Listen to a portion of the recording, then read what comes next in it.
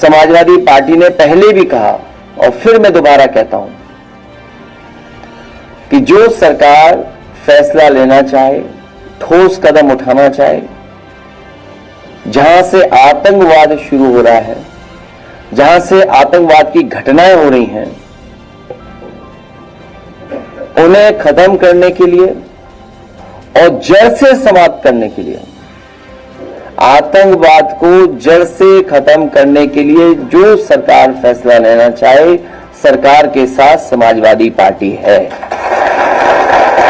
जिस समय जड़ पे हमला होगा, ये जो टहनियां दिखाई दे रही हैं वो अपने आप सब समाप्त हो जाएंगी। और सीमा की सुरक्षा के लिए हमेशा सजग रहना पड़ेगा। सजग रहते हुए ही सीमा की सुरक्षा हो सकती है और कोई भी चूक की गुंजाइश नहीं हो सकती। हमारी सीमा की सुरक्षा को लेकर के, भारत की सुरक्षा को लेकर के कोई चूक कोई स्वीकार नहीं कर सकता है। हमें अपनी सेना पर, हमें अपनी आर्म फोर्सेस पर पूरा भरोसा है।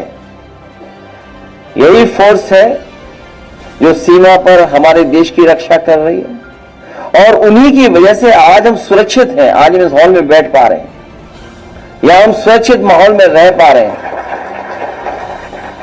अभी ऑल पार्टी मीटिंग का होना फिर तय हुआ है। समाजवादी पार्टी के राष्ट्रीय प्रमुख महासचिव आदरणीय राम गोपाल यादव जी उस मीटिंग में रहेंगे। जो हमारी पार्टी से सुझाव होगा वो सुझाव जरूर हम लोग देंगे और सुझाव यहां तक देंगे क्योंकि कुछ लोग कहते थे कि हम नए तरह का युद्ध है, इसमें फौज की जरूरत नहीं पड़ेगी और उसका परिणाम यह हुआ था कि अग्निवीर जैसी व्यवस्था लागू हुई थी जो अस्थाई है, स्थायी नहीं है। जो अग्निवीर व्यवस्था है वो अस्थाई है और वही लोग अब परंपरागत तरीकों को क्यों अपना रहे हैं।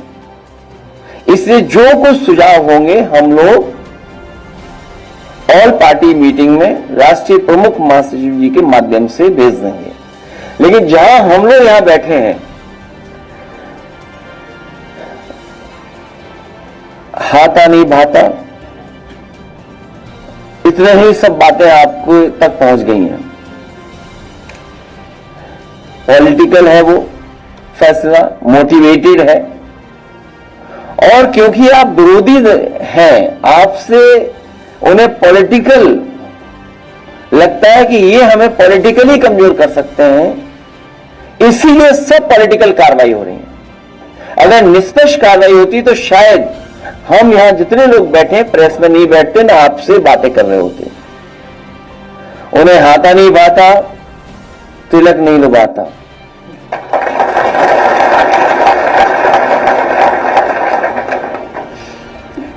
और वो ओसीएम है, आउटगोइंग सीएम। इसलिए अन्याय ज्यादा हो रहा है।